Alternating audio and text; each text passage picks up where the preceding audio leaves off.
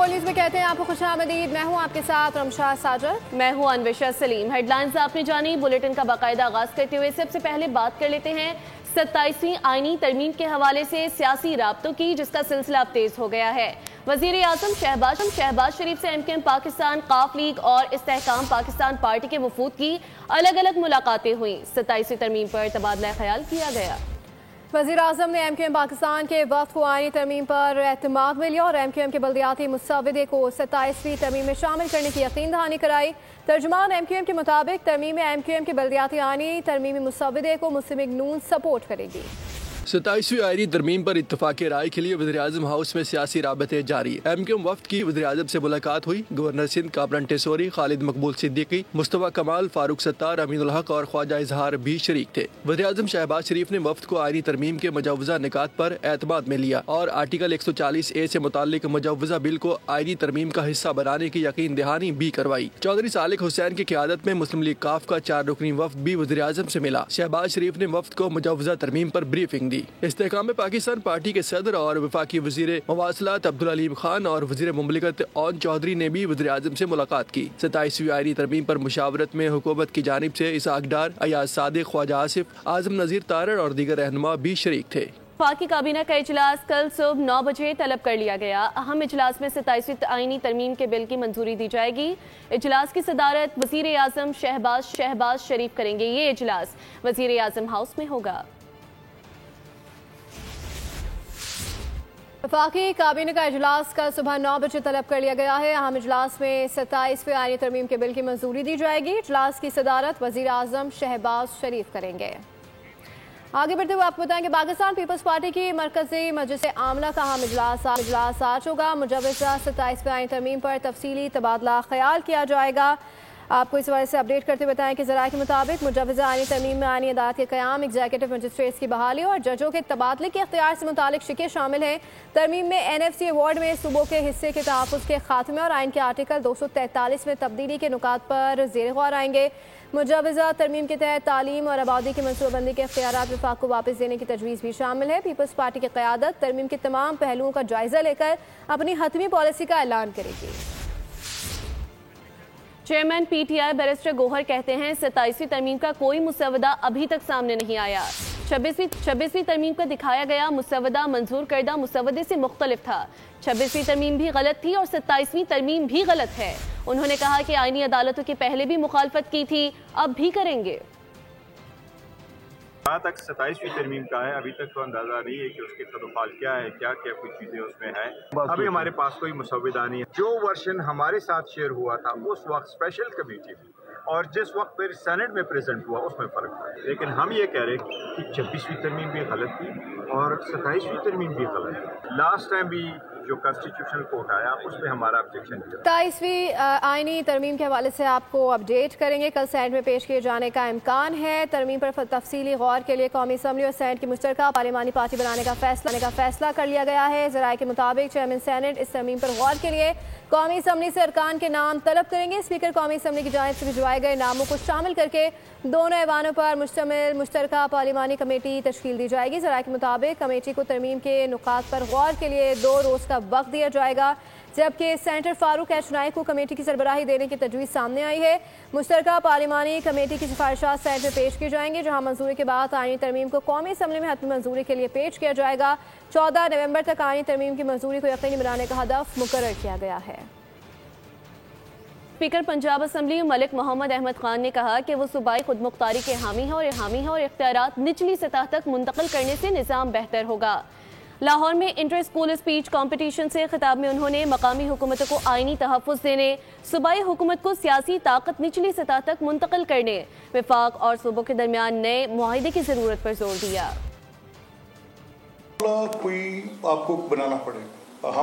मैं सूबाई खुद मुख्तारी का बहुत बड़ा एडवोकेट हूँ। मैं चाहता हूँ मोर एम्पावरमेंट, डिवॉल्व्ड एम्पावरमेंट। जितनी ग्रास रूट तक ये एम्पावरमेंट जाएगी उतनी बेहतरी आती जाएगी। मैं तो ख्वाहिशमंद हूँ कि मकामी हुकूमतों को आईनी तहफ़्फ़ुज़ ज़रूर दें और फिर सूबों से मतकाजी हूँ कि वो ये एम्पावरमेंट नीचे मकामी हुकूमतों को दें। बहर सूरत एक viable federation is important and federal structure is as important as provinces are.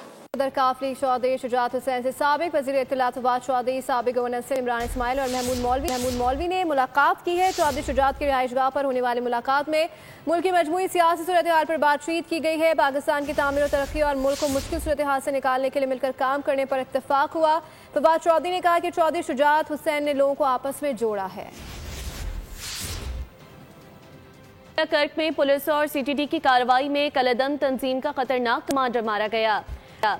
तर्जमान Khyber Pakhtunkhwa police के मुताबिक कर्क के इलाके अंबेरी कला में मुश्तरका कार्रवाई में कलदम तंजीम का कमांडर हकीम निसार तवील मुकाबले के बाद हलाक हो गया।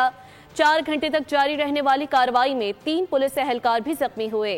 तर्जमान के मुताबिक हलाक कमांडर दहशतगर्दाना सरगर्मियों के उस नेटवर्क का सरगना था जो न सिर्फ खैबर पख्तूनख्वा बल्कि पाकिस्तान में खुदकश धमाकों, टारगेटेड किलिंग जैसी कार्रवाइयों में मुलव्विस था। IG खैबर पख्तूनख्वा जुल्फिकार हमीद ने कार्रवाई में शरीक एहलकारों की बहादुरी को सराहा। अब ये जानिए वज़ीर आला पंजाब मरियम नवाज का एक और इनकलाबी कदम। मोबाइल पुलिस स्टेशन और लाइसेंसिंग यूनिट का बाकायदा इफ्तिताह कर लिया है। गवर्नमेंट गर्ल्स कॉलेज की तालिबा ने मोबाइल वैन का बाकायदा इफ्तिताह किया है। मोबाइल वैन में खिदमत मरकज़ की 14 सहूलियात के साथ अब पुलिस स्टेशन की सहूलियात भी मैसर होंगी। वज़ीर आज़म शहबाज शरीफ ने मौलाना खान ज़ेब की शहादत के वाक़े की तहकीकात के लिए इंक्वायरी कमेटी तश्कील देने की हिदायत कर दी है। वज़ीर आज़म ऑफिस के मुताबिक इंक्वायरी कमीशन तश्कील देने की हिदायत कर दी गई है। वज़ीर आज़म ऑफिस के मुताबिक इंक्वायरी कमीशन की तश्कील के लिए वज़ारत कानून और इंसाफ को फौरी तौर पर समरी वफाकी काबीना में पेश करने की हिदायत जारी कर दी गई है। ज़राए के मुताबिक कमीशन सुप्रीम कोर्ट के जज पर मुश्तमिल होगा जो वाक़े के तमाम पहलुओं का जायजा लेकर जिम्मेदारान का तयन करेगा। मौलाना खान ज़ेब को 10 जुलाई को बाजोड़ में निशाना बनाया गया था। पाकिस्तान और अफगान तालिबान रजीम के मुज़ाकरात का तीसरा दौर इस्तांबुल में शुरू हो गया है। पाकिस्तान का आला सतह का वफ़द मुज़ाकरात में शरीक है। दोहा इस्तांबुल मुज़ाकरात के दोनों अदवार के नताइज पर गौर किया जाएगा। पाकिस्तान दहशतगर्दी के खिलाफ अपने उसूली मौक़िफ़ पर कायम। ज़राए के मुताबिक पाकिस्तान एक बार फिर अफगान सरजमीन दहशतगर्दी के लिए इस्तेमाल होने का मामला उठाएगा। दरअंदाजी की रोकथाम के लिए जामे मुआहदे पर फिर जोर देगा। तुर्की और कतर मुज़ाकरात में सालिसा किरदार अदा कर रहे हैं। आपको इस बात से अपडेट करते बताएं, पाकिस्तान और अफगान तालिबान रजीम के मुज़ाकरात का तीसरा दौर इस्तांबुल में शुरू हो गया है। पाकिस्तान का आला सतह का वफ़द मुज़ाकरात में शरीक। दोहा और इस्तांबुल मुज़ाकरात के दोनों अदवार के नताइज पर गौर। पाकिस्तान दहशतगर्दी के खिलाफ अपने उसूली मौक़िफ़ पर कायम है। ज़राए के मुताबिक पाकिस्तान एक बार फिर अफगान सरजमीन दहशतगर्दी के लिए इस्तेमाल होने का मामला उठाएगा। दरअंदाजी की रोकथाम के लिए जामे मुआहदे पर फिर जोर देगा। तुर्की और कतर मुज़ाकरात में सालिसा किरदार अदा कर रहे हैं। अफगानिस्तान आलमी अफ्यून की पैदावार का बड़ा मरकज बन गया। अक़वाम मुत्तहिदा के इदारे ने रिपोर्ट जारी कर दी। प्लांटेड बेस्ड के बजाय सिंथेटिक मुनशियात मुनाफा बख्श कारोबार बन चुकी हैं। यानी पौधा खेत से लैब में आ चुका है जिसका सुराग लगाना मुश्किल है। तालिबान रजीम में अफगानिस्तान अमन के बाद इंसानी नस्ल के लिए भी खतरा। पड़ोसी मुल्क आलमी अफ्यून की पैदावार का बड़ा मरकज बन गया। रवां साल अफ्यून की मजमूई काश्त का तखमीना 296 टन लगाया गया। अक़वाम मुत्तहिदा के इदारा बराए इंसदाद मंशियात और जराइम ने रिपोर्ट जारी कर दी जिसमें कहा गया कि अफगानिस्तान का शुमार अफ्यून पैदा करने वाले दुनिया के 3 बड़े ममालिक में होता है। रवां साल अफगानिस्तान में 10,200 हेक्टेयर पर अफ्यून काश्त की गई जो 2024 से तकरीबन 20% ज्यादा है। रिपोर्ट के मुताबिक जाबिल, कन्नड़ और तखार में अफ्यून की काश्त में इजाफा हुआ। अफगानिस्तान में अफ्यून स्टॉक 2026 तक की आलमी तलब पूरी करने के लिए काफ़ी है। अक़वाम मुत्तहिदा के इदारे के मुताबिक प्लांट बेस्ड पोस्ट की बजाय अब सिंथेटिक मंशियात मुनाफा बख्श कारोबार बन चुकी है। यानी पौधा खेत से लैब में आ चुका है जिसका सुराग लगाना मुश्किल है। इस पर मौसमियाती तब्दीलियों के असरात भी कम होते हैं। यानी लैब में तैयार की जाने वाली फसल की तबाही के असरात बहुत कम होते हैं। जराइम पेशा ग्रोह पैदावार और स्मगलिंग में आसानी की वजह से आइश को तरजीह दे रहे हैं। अक़वाम मुत्तहिदा के मुताबिक अफगानिस्तान में बेरोजगारी के बायस पोस्ट की काश्त का रुझान बढ़ सकता है। वज़ीर आज़म मोहम्मद शहबाज शरीफ से तुर्क वज़ीर दाखिला अली यर्लिकाया की मुलाकात। 2 तरफ़ा ताल्लुकात के मज़ीद फ़रोग़ पर इत्तेफ़ाक़ किया गया। मुलाकात में सिक्योरिटी, इंसदाद दहशतगर्दी, इंसदाद मुनशियात, पुलिस ट्रेनिंग और डिजास्टर मैनेजमेंट में ताउन बढ़ाने पर बातचीत हुई। वज़ीर आज़म ने तुर्क सदर रजब तैयब एर्दोगान के लिए नेक तमन्नाओं का पैगाम दिया और पाकिस्तान के मौक़िफ़ की मुसलसल हिमायत पर तुर्किया का शुक्रिया अदा किया। तुर्क वज़ीर दाखिला ने भी सदर एर्दोगान का तहनीती पैगाम पहुँचाया और ताउन मज़ीद बढ़ाने के अज़्म का इजहार किया।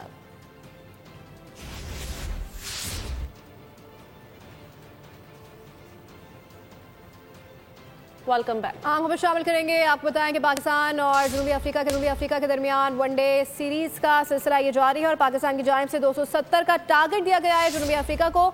आपको अपडेट करें इस हवाले से, आपको बताएं कि सलमान आगा 69 रन के साथ टॉप स्कोरर रहे हैं। पाकिस्तान की जानिब से 270 रन का टारगेट दिया गया है। दूसरा वनडे है।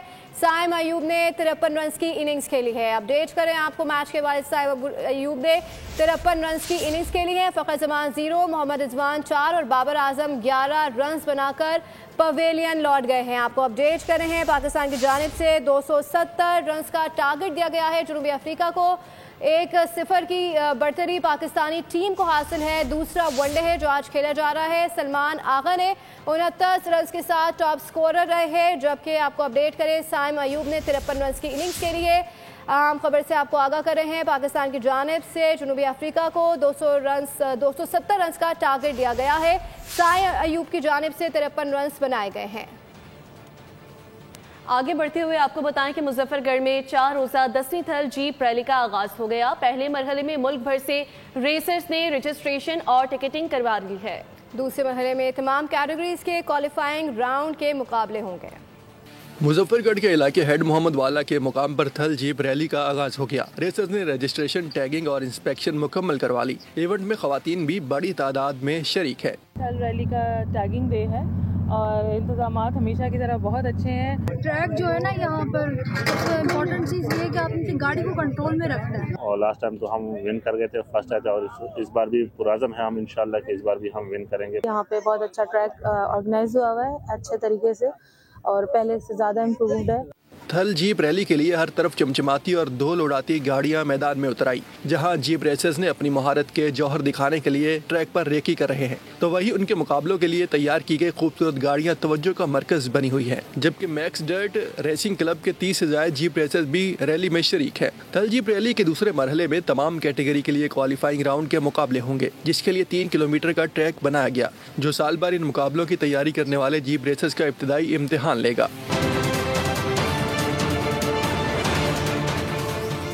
Welcome back. खबरों के सिलसिले को आगे बढ़ाते हुए आपको बताएं कि कराची में पुलिस का बगैर नंबर प्लेट्स के सरकारी गाड़ियों और मोटरसाइकिलों पर गश्त का मामला। एडिशनल आईजी कराची जावेद आलम ओढू ने वायरल वीडियो पर नोटिस ले लिया।